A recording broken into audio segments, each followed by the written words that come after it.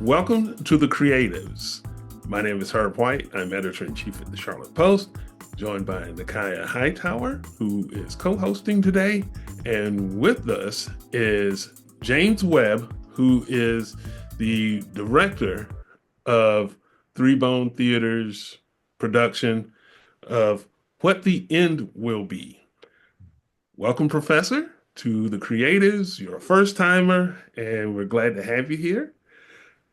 And I guess the question is, uh, you're fairly new to Davidson, if I'm not mistaken. You've been there since what, 2023, something like Yep, that. 2 years Uh, now. Mhm. and is this your first time directing uh, a production with Three Bone, or is this a just one of many opportunities that you've done with the theater? Well, I want to say thank you so much for having me on. Is an honor and a privilege to be here. Yeah, I am an assistant professor of theater at Davidson College, and I moved to Charlotte back in during the pandemic in 2021, and I was still teaching in New York at the time, and so I would literally fly back and forth on Tuesdays and Thursdays when I had classes to go teach in the Bronx at the Bronx Community College. And then the job at Davidson, I saw the job ad pop open, and I crossed my fingers and my toes and prayed some prayers and applied, and I got that job. And so I'm really excited about being in the Charlotte area, and certainly about teaching at Davidson. And Three Bone is just another sort of cherry on top. When I had first moved to Charlotte, I would attend shows at Three Bone to see, their aesthetic, what the productions are like, what their point of view is, and so it's really a true honor to now be at the helm of one of their productions, and certainly a production I'm very passionate about. So this is my first time directing at Three Bone, but as a director, I've directed many places and many times. I definitely direct every a show, at least one show per season at Davidson College. Mhm. And I guess because just looking over your resume, you act, you direct, obviously. You've produced plays, and you're a playwright. Mhm. Uh, in this instance, you're directing. What is your favorite, and how does that all mesh to where you are now as a creative? I think partly because of like age. uh, Sometimes what is asked of actors, I feel sorry for them because I'm like, I don't even know if I could do that anymore. And so it's sort of like that notion of like when you have a dancer who dances most of their 20s and maybe some of their 30s, and then they sort of transition into being a choreographer simply because the body just can't do all of those things. I actually just really enjoy being at the helm of a production, being a director, coming up with the concept, being able to work collaboratively with a team, a lot of problem solving that has to happen. So I just get to use like all sides of my brain. Um, and I get to be able to put a story out in the way that I want to put it out there. Sometimes as an actor, you have your part, and somebody else is, overseeing the totality of it. And so you may not necessarily get to tell the story exactly the way that you want. But as a director, I do get to do that. And I really started directing when I started as a playwright, because as a playwright, I um, a lot of people say you should never direct your own plays, but for me, and I'm talking specifically for me, I disagree with that. That's a wonderful way for me to dramaturg my own work and really get in there because I can make changes to the script even in the rehearsal room, and I love being able to do that. And so I really started directing as an offshoot of being a playwright because I would direct several of my own plays. But right now in my life, I would say yes, directing is like probably my favorite thing to do. But I still ask myself from time to time again, like, James, do you miss the stage? Do you miss what that would feel like? And do you want to get back in there? And sometimes I say yes, and sometimes I say no.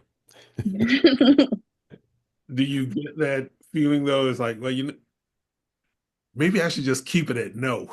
You just creativity going because it sounds like uh, for you making those decisions to tweak the programming on a dime. Sounds like it's something that makes it even more challenging and more rewarding.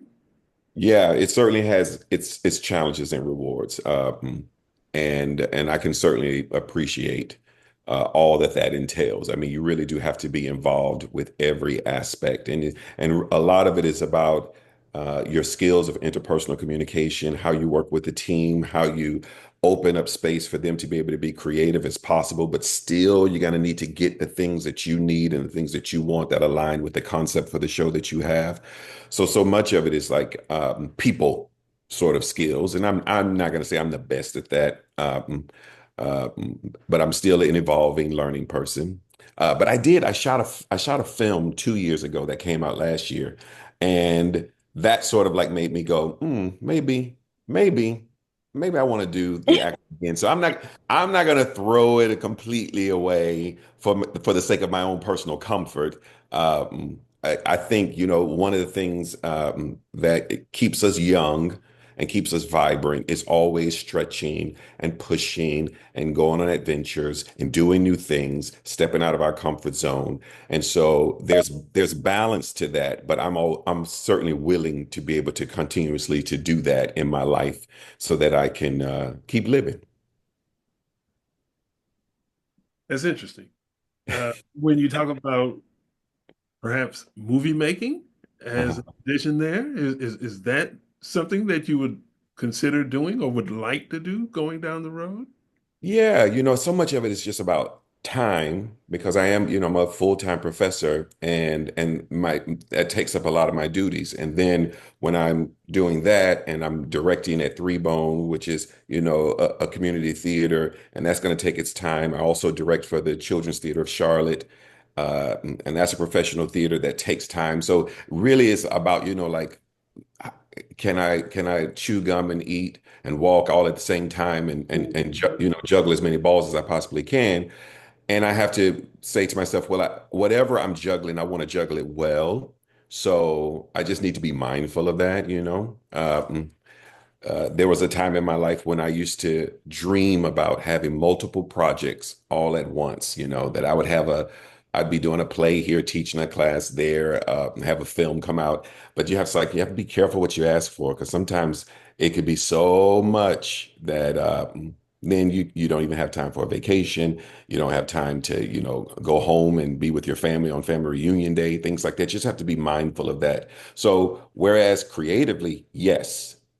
Practically, I just have to always keep in mind about time management and that's some things that I try to pass on in my mentoring to younger folks is like, you can say no to some things if you're not going to be able to do it well. So make sure that you have space to be able to do the things that you have put your name to and that you have committed to, that you can do excellence and that you can do it well. So it's just a matter of time. Yeah. In terms of your latest project, what the Mhm. end will be.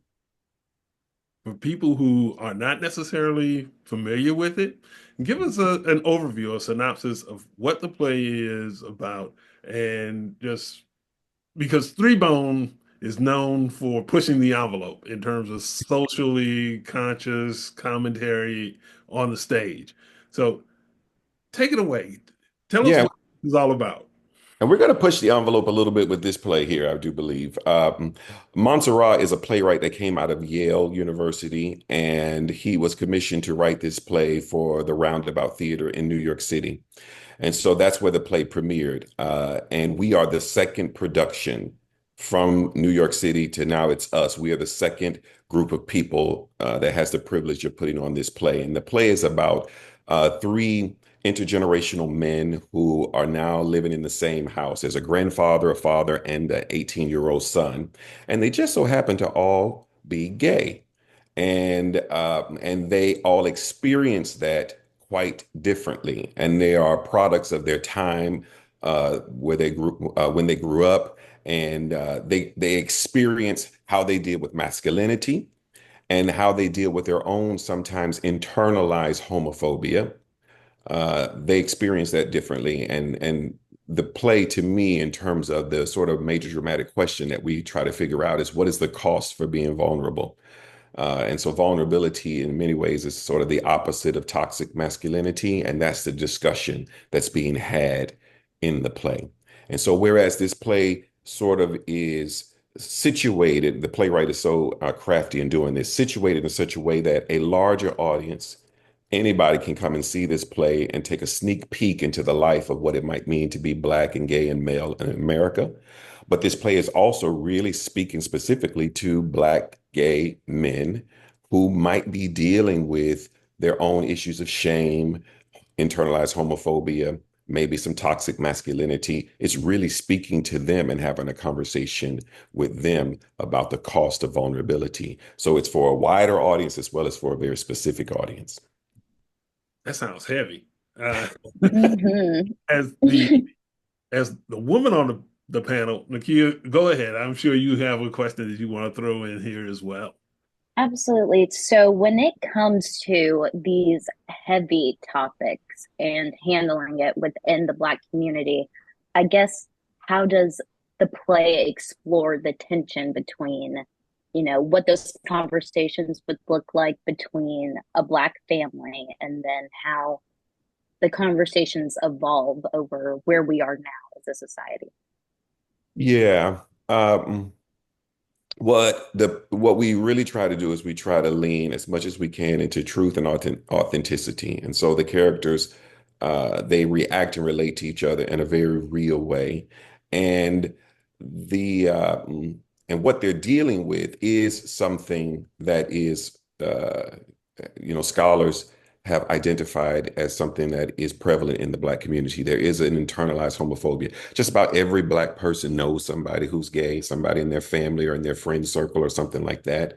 But we also have these sort of notions of what that should look like, what that should act like, how that should be. And that even comes from Black gay people, that there's this sort of one way, this one that we can tolerate, right? That we can accept, like Mhm. that we can accept into our homes, into our churches, into our communities. One needs to fit a certain mold. And I happen to be Black and I happen to be gay. And in many ways, I identify because I fit a certain mold that society has accepted, right? But I am just one little shade of the spectrum of what it means to be Black, gay, and male. It is not a monolith. It is wide and comprising, right? And so this play really sort of leans into being a full person is about being able to accept both your masculine and feminine energy and to be able to do that in a healthy way. And so they tussle with that. And that's not just a Black thing, that's just a people thing. Um, but I Mhm. think in terms of like if I'm speaking to the Black community, I just think it's like tell the truth. You tell the truth, that's all you really have to do. Just tell the truth. And so the story that we're presenting, even though it sounds like fantastical to have three generations of gay men in the same house, the grandfather's gay, the father's gay, and son, that sounds like far-fetched. So first, get over that and then sort of watch the story. And when you see the truth happening between these men and how they navigate with each other, then it's now left to audiences, particularly a Black audience, to be able to grapple and deal with what they're seeing. But it is a slice of life. When we had a conversation with Mansa Ra, the playwright, we did a Zoom call with him early on in our rehearsal process, and that was one of the questions that the actors had. They wanted to know where do these characters come from? Are they from real people? Are these stories related or from truth? And that was what he said. A lot of this came from his life. Some of it is fictionalized, of course, but a lot of it came from his life, the people who he's encountered, and some of the experiences that he's had. And those stories deserve to be told and deserve to be grappled with. And and when we think about like it's just sort of like what is true love and what is true acceptance, well, that means looking at the person in their totality and being able to take all of that in as opposed to what version you want of them that's acceptable. And this play grapples with that. And because it can be different things to different people. And Hmm. looking at is, are you do you see this play and Three Bone, because like I said, they love to push the envelope, is an opportunity to bust norms. in terms of the stereotype of what it means to be gay or to be black and gay and male. Is this an opportunity to put the conversation on a different plane in terms of suspend what you learned or what you accept right now in terms of what you believe gay people are or how they should act or what they look like, and follow this story, and maybe it will turn you on to a different point of view that you can integrate into your thinking. Yeah, I'm not sure about the notion of like busting a norm because these all of these characters that are on that stage, people have seen them. They exist in the zeitgeist. People recognize them. What it might be doing is it may point an eye to a person's own hypocrisy, a person's own sort of internalized indifference. Oftentimes we have to ask ourselves, who do we give the benefit of the doubt to? Who do we extend the olive branch to, and who do we not do that with? And and I think this play is going to maybe open up some eyes to see where we don't extend the branch to. I hope that metaphor is making sense.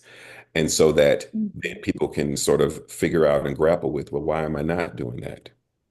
So I don't, I think that I don't think they're going to see anything that's like new. But what they're going to do is they're going to have to deal with a conversation that may be a little bit uncomfortable.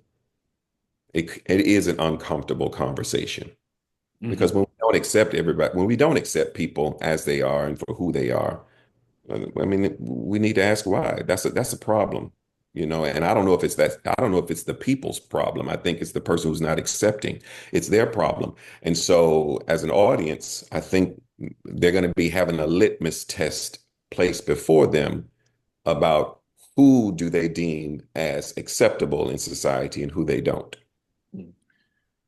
Oftentimes, in the performing arts, whether it's the stage or movies or even stand-up comedy, the best way to deal with those heavy subjects is often through levity. And I understand that there are those moments in this particular play where people will laugh at situations, and I would assume by extension, give them something to think about. Can you talk a little bit about that as well? Yeah, it's kind of, you know, that's a funny thing because um, sometimes black humor is not everybody's humor. And so it's going to be interesting to watch as some audience members will find something absolutely funny. And some audience members might look at an engagement between two black men that seems to be hostile and perhaps violent and may clutch their pearls because now they're frightened. But to other people, because of the truth of it, how funny it is, and how it's the authenticity of it, it may come across as funny. So I'm interested to see how different audiences react, um, because even the clutching of the pearls, it demonstrates that sort of litmus test I'm talking about of, what can you accept and what can you accept the differences of culture, right? Can you embrace that in this country that not everybody does the same things or acts the same ways, but at the end, at the core of us, we're all the same. We all have love and joy and pain and hopes and desires and all those things. But we are truly trying to tell the truth about this very specific culture of men. And some are going to find it funny and some are going to clutch their pearls. They're going to be a little shocked. Like the little church lady. Like, oh no, not Sister Mother, man, her. You may or may not get it, but We'll yeah, see. I understand that. Yeah, we'll see. It's tough. And as even as I try to articulate my thoughts, which I'm not sure are coming across as well, there are stories that you sort of tell to everybody, right? And then there's things that you tell privately. I would say that this is a private story. This is a private, you know, introspection. People are going to peek in and see something that's private happening. And when you have things that are private, people can judge that. But I'm going to ask the one who's judging to judge your own thoughts. I'm going to ask them to do that as an artist, right? But that's why this play is a little bit to me special because this is a private conversation. It is essentially in the rehearsal room. I would tell my actors all the time. I say, listen, listen, you don't have to code switch in this scene. This is a scene where these men are not in a place where they have to code switch. They're going to tell it like it is. And that's going to be different because oftentimes when we are in public spaces, we are code switching, right? So that because we are mindful of others and their perception of us. But the playwright didn't write code switching in his play. He wrote authentic words where when three Black men are together, they can have an authentic conversation. And so it's like taking an audience to a barber shop. Uh, that's a different type of conversation that you're peeking in on. To go into a particularly a Black, male barber shop. That's a different conversation. So it's not always politically correct. It's not always, flowery or safe. Sometimes it's very uncomfortable for the participants and definitely can be uncomfortable for onlookers who are not necessarily a part of the culture. Yeah. So it's an all gas, no brakes conversation. Yep. But Okay. it's nice because you get to see behind that curtain and what that life looks like in their home. So I think that is a beautiful thing to explore and give a platform to. Right. And when you want to know that, Nikki, like when you want, like if you're gonna watch a story, you want the real thing, right? The real thing, yes, To be real. absolutely. Yeah. Talk to us a little bit about the cast. And are these folks that you've worked with previously, or is it a totally unfamiliar crew when you started? And how did you mesh as you get ready to raise the curtain on May 2nd? Well, I have never worked with any of them before. I have seen at least a couple of them perform in plays at Three Bone when I was just going to Three Bone as an audience member and watching a good play. So it was really exciting to be in the rehearsal room and meeting and communing with these artists who are really passionate and care about what they're doing. We're in a particular phase of our rehearsal process right now, which we're in tech. And when tech happens, we're putting all the elements. So they're now navigating props and costumes and lights and sounds. We're putting it all together. And, like when you're growing your hair out, sometimes when you grow your hair out, you get into a little messy phase that you're like, oh, I don't necessarily like that. But then once it grows, then you're like, okay, it was worth the messy phase. Well, we're in the messy phase right now. So I'm going in there and I'm being real like, let's get this thing. So we were all nice and mushy and friends and laughing and laughing. And now they've seen a little different side of me. So that's also been fun. And but we still love each other. And I know it's all going to come together. And it's a really wonderful blessing to my soul to be able to work not only at Three Bone, where they do great adult contemporary work, but also to be working with this group of people who some I hope, or all I hope, will be my friends even after this production. Yeah. And by the way, the production is May 2nd through the 18th. So you got plenty of time to not only make new friends, but bring in new audiences. And let me ask you this, during a 2-week run like that, do you tweak anything during the run, or is everything that you've worked towards up to debut, is that just baked in, that's set in stone, and it's not going to change a whole bunch over those 2 weeks? It depends on a particular process. Sometimes we're actually going to run for 3 weekends. So it's the 2nd to the 18th allows us to get 3 weekends in there. And so sometimes in a process, you might have what you call some preview days. And in preview days, as a director, you will continuously go in and you'll watch the show and you'll give notes and you will continue to tweak. But traditionally, once you have an opening night, and our opening night will be this coming Friday, May 2nd, then the director will hand the show over to the stage manager. And it's the stage manager's job to maintain the integrity of the show that the director handed over to them. Now, I do intend to probably pop in there and see the show probably at least once each of those weekends. I certainly got some people who are coming into town and some folks that I want to take and sit and watch the show with. And if I see something, then yeah, I'll I'll go and I'll say, hey, let me talk to you for a minute. And because it's all about love, it's all about making the story the best it can be. But in terms of making a drastic change, I would not do that. Once the show opens on Friday, I wouldn't go and say, you know what? I thought about something and I want a helicopter to come down right here. I wouldn't go and make a drastic change like that. But if I saw something where I felt like an actor was missing a moment, or if I felt like a light cue might not be coming in at the right time, then those types of things, if I saw it, yeah, I would send a note to the stage manager, and the stage manager would handle that for me. What makes you more nervous? The run up to opening night or the actual run of the production? What makes me really nervous is I I really do try my best. I try my best. And I am a people pleaser at heart. And when the playwright reached out to us, the playwright actually Googled my name and found me that I teach at Davidson College. And so then was able to find my Davidson College's email address and emailed me there saying, hey, I wrote the play and I would love to be involved however you want me to be involved.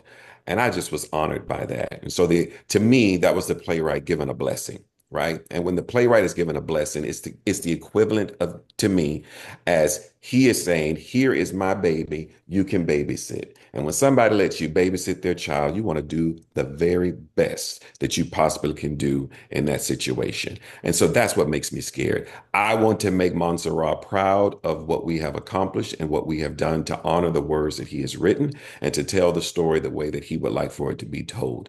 And so I strive for that level of excellence as much as I possibly can. Very good. Very good. Uh, in terms of the road forward for you, yeah. Let's say this goes off great, no hitches, 3 great weekends, the raving, the feedback is great, rave reviews, all that other stuff. What's down the road for you?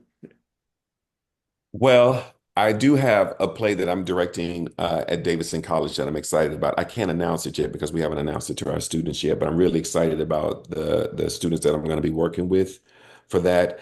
I have a national tour that's out on the road, and we've been running that show for about 3 years now. That play is called Dissonance. It's another very uncomfortable, difficult conversation.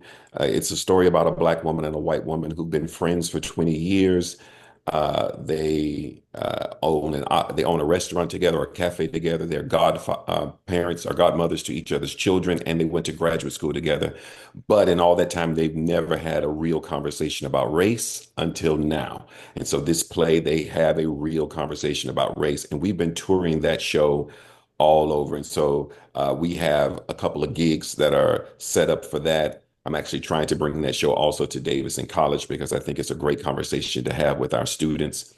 I have a play that's out that a theater is looking at right now to let me know if they want to do some production with it. So it's always a busy, busy thing. I'm most excited about being able to go on vacation for the semester to end. Just take a little time to just like breathe on a beach and lay out and chill out for a minute. It sounds like you're going to need it. So I Mhm. appreciate you taking the time to talk to us today. James Webb, Davidson College professor, and also director of What the End Will Be, which is May 2nd through the 18th at the Arts Factory over on West Trade Street. And it's a three-bone theater production. Go and check it out. And we appreciate you all participating. as well as listening and viewing this podcast. And while you're at it, go to our website, thecharlottepost.com, and become a donor or a subscriber, or subscribe to our newsletter, because journalism is free for you to consume, but it isn't free for us to produce. So we need all the help we can get. So reach on into that pocket or that credit card or whatever and support us in any way that you deem fit. So for everybody at the Charlotte Post, for the good professor and Nakaya, who's joining us for the first time, I'm Herb White. Thanks for watching and listening.